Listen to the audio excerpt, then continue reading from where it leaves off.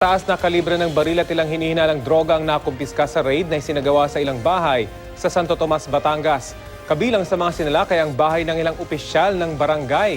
May ulat on the spot si Jay Sabale. Jay?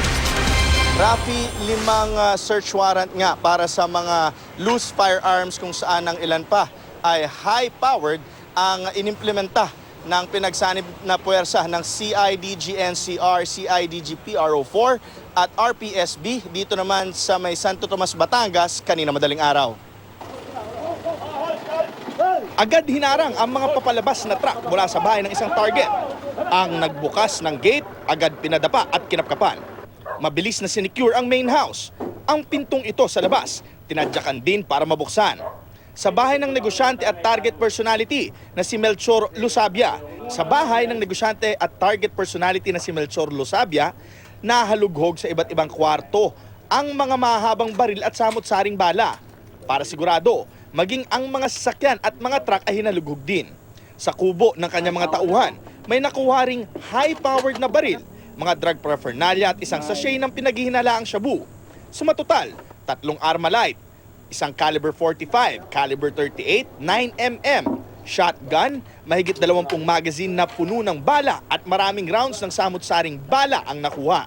Ganun pa man, hindi na aresto ang target. May mga nakita tayo mga baril dito, may mga mahaba din, pero may mga pinakita silang mga license na papel. Kaukulang papel ng mga baril. Naniniwala naman si Lusabia na mali siya ang rason kaya siya ay naserban ng waran. Siyempre, bilang negosyante, may mga naiinggit. May ganyan eh. Kala siguro kung nagdadala ako ng baril, basta na lang walang papel o illegal. Pero meron naman po. Sa bahay naman ng isa pang target, binolt cutter ang padlock, dahang-dahang sinikuran lugar at kinatok ang bahay. Nang may nagising, hindi pa ito nagbukas ng pinto. Napilitang pasukin ng isa pang gate na papunta sa gilid ng bahay. Dito na nagbukas ng pinto ang subject na si Barangay Captain Severino Medalla. Pag-search sa kanyang bahay, ilang case ng baril na walang laman ang nakita. Tanging isang caliber 45 lang ang nakita sa kapitan. May nakuha kayo, may lisensya yon ang aming baril kasi it is a mandate being a public servant na yun, ilisensya ang baril na dapat na hawak. Ganun pa man, kukunin pa rin ang baril, lalo't pinoproseso pa ang lisensya ng mismong baril. Iba raw kasi ang LTAP o License to Own and Possess Firearm sa pagkakaroon ng mismong lisensya ng baril. Yung LTAF kasi, parang kukumpare mo yan doon sa driver's license.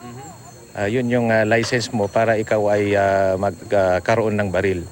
At yung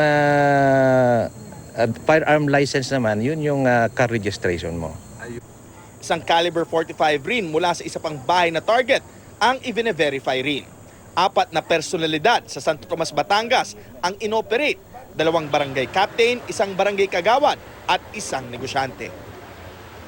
Rafi, ayon sa mga otoridad na ating nakausap, karamihan sa ating mga kapuso ay nami-mistake nila na ang LTAP ay kapareho lamang ng pagkakaroon ng license ng baril. So ulitin lang natin, ang LTAP o yung tinatawag na License to Own and Possess a Firearm, ito yung tinitingnan nila kung ikaw ay psychologically able or pwede kang magkaroon nga ng baril, pero hindi ibig sabihin na pag ikaw ay bumili ng baril ay automatic meron na itong lisensya dahil kailangan pa rin itong kuhaan. At yan muna ang pinakahuling balita mula dito sa Batangas. Balik sa'yo, Rafi. Maraming salamat, Jay Sabale.